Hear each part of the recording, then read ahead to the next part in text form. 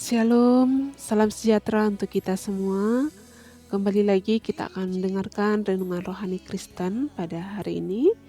Kita akan baca di dalam Mazmur 139 ayat 13 sampai ayatnya yang ke-16. Demikian firman Tuhan.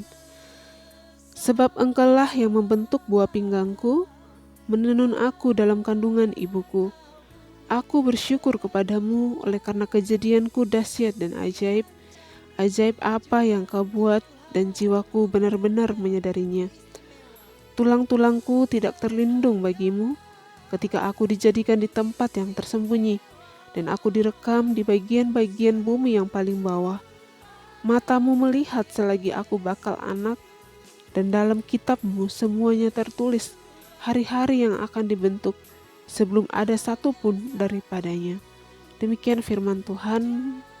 Tema kita hari ini adalah kejadianku dahsyat dan ajaib. Kejadianku dahsyat dan ajaib. Teman-teman yang dikasihi Tuhan, tahukah kita bahwa Tuhan menciptakan kita dengan cara yang dahsyat dan ajaib? Ketika Tuhan menciptakan alam semesta, Tuhan memberikan penilaian terhadap hasil ciptaannya itu baik. Dalam Kejadian 1 ayat 10, 12, dan 18, dan juga ayat 25. Tetapi ketika Tuhan menciptakan manusia, Tuhan menilai semua ciptaannya itu sungguh amat baik. Pemazmur dapat menyatakan karya Tuhan yang dahsyat dan ajaib karena ia memiliki pengenalan yang benar tentang Tuhan.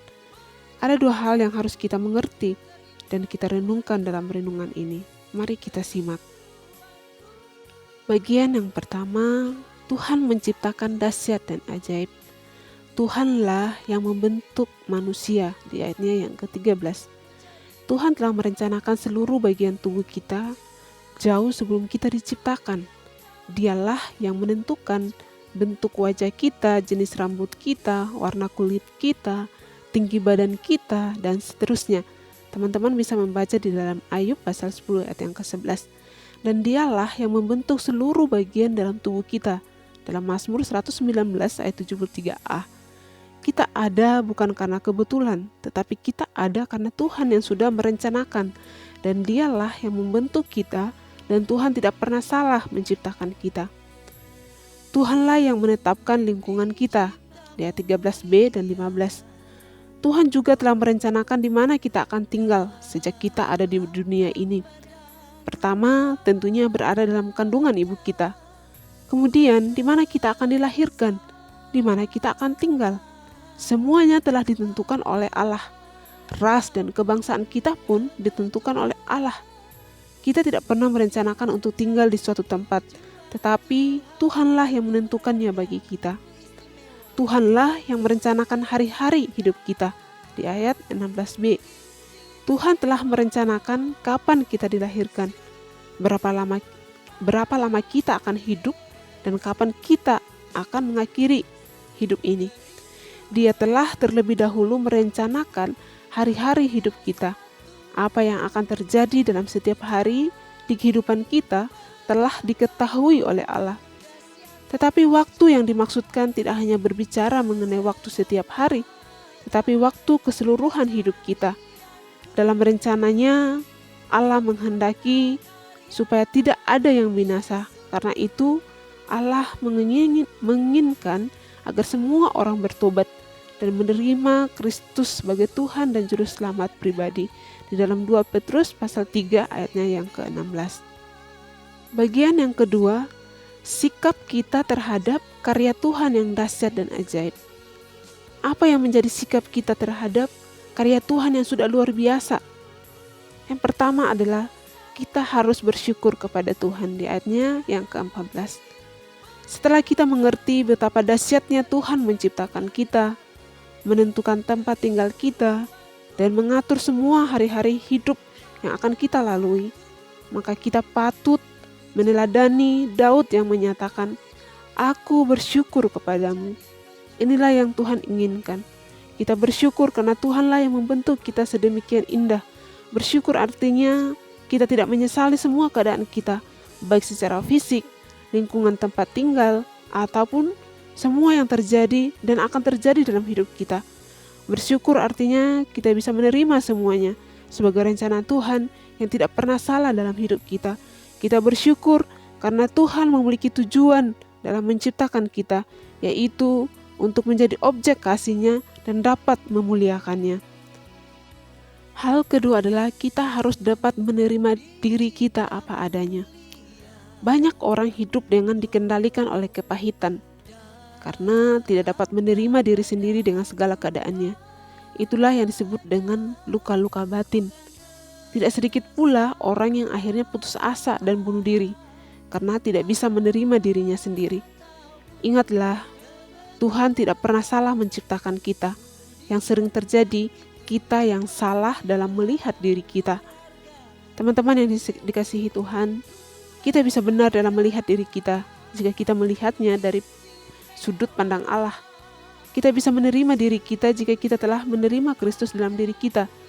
Seseorang dapat berdamai dengan dirinya kalau ia sudah berdamai terlebih dahulu dengan Allah.